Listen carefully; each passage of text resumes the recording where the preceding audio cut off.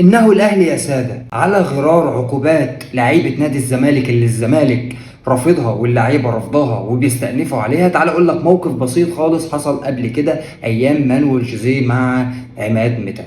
في البداية ازيكم عاملين ايه؟ يا رب تكونوا كويسين. اهلا بيكم في فيديو جديد وكورة مع ديشا. لو اول مرة تشوفني ما تنساش اللايك وتعزل على السبسكرايب. يلا بينا نبدأ، بس قبل ما نبدأ ما تنساش تصلي على النبي. بسم الله الرحمن الرحيم.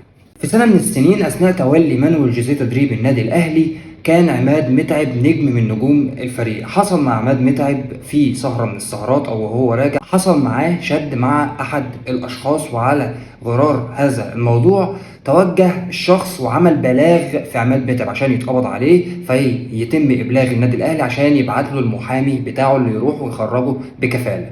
طبعا عماد متعب رجع المعسكر ونام، بس نام متاخر، فلما صحي الصبح على الفطار مانويل جوزيه فضل يستنى عماد متعب ينزل فما نزلش. قعد يسال فين عماد متعب، قالوا له هو نايم عشان راجع امبارح متاخر، وحكوا له الموقف. امر مانويل جوزيه باستدعاء عماد متعب على الفطار حالا.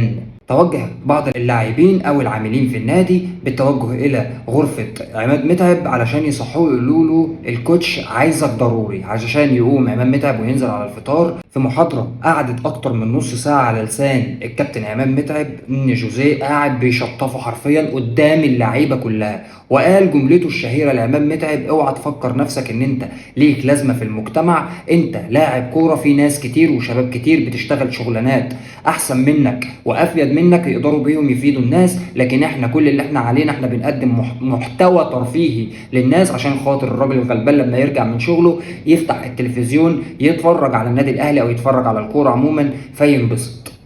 علشان في الوقت ده كابتن ايمن يونس يكون عضو في الاتحاد يطلع ويعمل مشاكل كتيره جدا، ويطلب من كابتن حسن شحاته ان هو ما يستدعيش عماد متعب للمنتخب كنوع من انواع العقاب. كابتن ايمن يونس اللي ما سمعناش عنه اي سيره خالص في المشكله بتاعه دونجا ومصطفى شلبي وعبد الواحد السيد، عشان يجي كابتن مانويل جوزيه او الكوتش مانويل جوزيه يروح يتكلم مع عماد متعب ويقول له خلي بالك انت الوحيد اللي هتلعب ال 90 دقيقه في ماتش الزمالك اللي جاي. وايه السبب؟ علشان خاطر تسمع شتيمتك بودنك من الجمهور. وقتها يا جماعه كان الجمهور بيفرق ما بين الصح والغلط ايا كان انتمائه ايه. فالموقف اللي عماد متعب عمله وان انت تتخانق مع احد الاشخاص وتروح الاسم ويتعمل فيك محضر وي الكلام ده كله، لا انت تستاهل ان انت تتشتم وتستاهل ان انت تتهزأ من الجمهور. وفعلا ده اللي حصل. بس كده، لو وصلت لهنا ما تنساش تعمل سبسكرايب وتفعل زر الجرس وتعمل لايك للفيديو. سلام عليكم.